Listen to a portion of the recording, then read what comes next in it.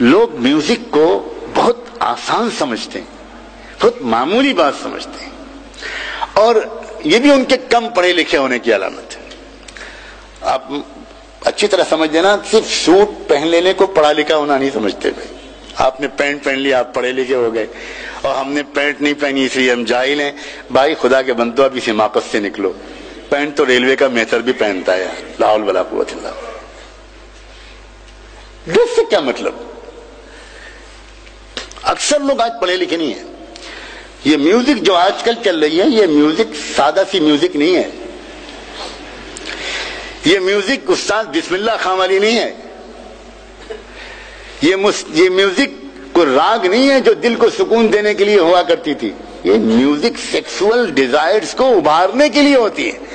اس کے پیچھے بڑا زبردست ریسرچ ہوتا ہے, بہت زبردست ریسرچ ہوتا ہے. دماغ کے الگ الگ سیل الگ الگ کام کرتے ہیں. تو دماغ کے وہ سیلز یا وہ ہارمونز جو انسان کی سیکسول ڈیزائر کو ابھارتے ہیں, یاد رکھیں قدرت کا عجیب کرشمہ ہے, واہ رے میرے اللہ. وہی ہارمونز جو انسان کے جسم کو انرجی دیتے ہیں, وہی ہارمونز جو انسان کے دماغ کو ذہانت دیتے ہیں, وہی ہارمونز انسان کے سیکسول ڈیزائر کو پیدا کرتے ہیں. اسی لیے اگر کسی کا ہارمونل بیلنس بگڑا ہوا ہے, اگر ہارمونل بیلنس صحیح نہیں ہے, تو ہو سکتا ہے کہ وہ بہت اوور ویٹ ہو جائے, ہو سکتا ہے وہ بہت انڈر ویٹ ہو جائے, ہو سکتا ہے کہ وہ ایکسٹرا آرڈینری ذہین ہو جائے, یا ہو سکتا ہے کہ وہ تھوڑا کم سمجھ رہ جائے, یا ہو سکتا ہے کہ اس کی سیکسول ارج کم ہو, یا امپورٹنٹ ہو جائے کہ سیکسول ارج تو ہے لیکن اس کی اولاد نہیں ہوتی. یہ سارا کچھ ڈیپینڈ کرتا ہے زیادہ تر سائنٹیفک ریسرچ کے مطابق ان ہارمونز پر جو ہمارے جسم میں پرٹیکولر گلینڈز جو ہیں وہ اصل میں وہ پیدا کرتے ہیں. اب ریسرچ کیا جاتا ہے, آپ دیکھتے ہیں سانپ کا تماشا دکھانے والا سپیرا, وہ کیا کرتا ہے جب اس کو وہ سانپ کو اٹھاتا ہے, نیند سے جگاتا ہے,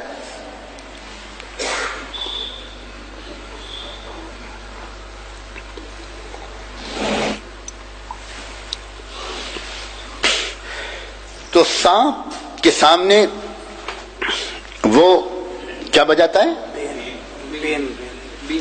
بین بجاتا ہے, بانسری بجاتا ہے.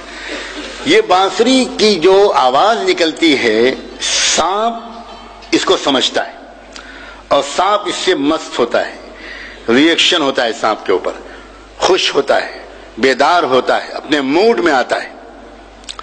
تو جس طرح سانپ ایک مخصوص قسم کی آواز سے اس کے اندر اثر پیدا ہوتا ہے. میں بہت سی مثالیں اس کی دے سکتا ہوں, بہت سی مثالیں دے سکتا ہوں, کیونکہ میں نے یہ کتاب الحیوان کو بڑے شوق سے پڑھا ہے. سب سے پہلے جو جانوروں پر ریسرچ کیا ہے وہ مسلم سائنسدانوں نے کیا ہے. سب سے پہلے اس موضوع پر بھی جو کتابیں لکھی گئی ہیں وہ عربی میں لکھی گئی ہیں. آج بھی دنیا کی سب سے زیادہ مستند کتاب اسی کو مانا جاتا ہے. دمیری کی کتاب ہے کتاب الحیوان, دا اینیملز. اللہ اکبر. وہ دمیری نے افریقہ کے جنگلوں میں گھوم کر اور دنیا بھر کے ملکوں میں جا کر مہینوں وائلڈ لائف میں رہ کر, آپ سمجھتے ہو یہ خالی آج کل کے جو ٹی وی چینل ہیں وہ وائلڈ لائف پر ریسرچ کرتے ہیں؟ کیا لوگوں کو خبر ہے؟ وائلڈ لائف پر ریسرچ تو مسلمان علماء نے کیا تھا. وہ جنگلوں میں رہتے تھے, جانوروں پر ریسرچ کرتے تھے, اس پر کتابیں لکھتے تھے, اور ان کتابوں کی روشنی میں دنیا کے اندر اس کے اوپر بڑی ترقیاں ہوئیں. کن جانوروں کی نگاہوں میں تیزی ہے, کن جانوروں کے دودھ میں وہ تاثیر ہے, کن جانوروں کی کھال میں وہ تاثیر ہے, اس سے میڈیکل سائنس کو بہت زیادہ فائدہ پہنچا. تو جس طرح سانپ کا معاملہ ہے اس سے زیادہ نازک انسان کا معاملہ ہے. اب ایک زمانے میں جو موسیقی تھی وہ موسیقی ہوا کرتی تھی انسان کے اندر ایک خوش ہونے کے تاروں کو چھیڑنے والی, کہ کسی طرح انسان غم سے نجات پائے, خوش ہو, یا اپنے غموں کو وہ ایک سر دے, ایک راگ کا سہارا دے کر اپنے غموں کا اظہار کرے. آج کل کی جو موسیقی ہے اس کے پیچھے باقاعدہ ریسرچ ہوتا ہے کہ کس طرح کی میوزک سے انسان کے اندر ایروگنس کے جذبات ابھرتے ہیں, جارحیت, غصہ, ظلم، زیادتی.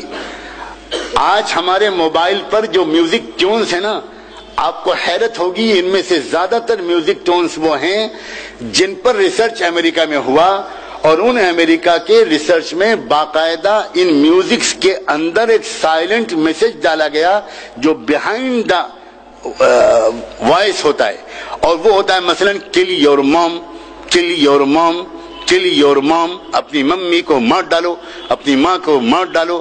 اب آپ بالکل نہیں جانتے اس بات کو کہ وہ میوزک ٹون جو آپ بار بار سن رہے ہیں اس کے ذریعے سے آپ کے دماغ میں ایک میسج جا رہا ہے کہ ماں کو مارو، ماں کو مارو، ماں کو مارو.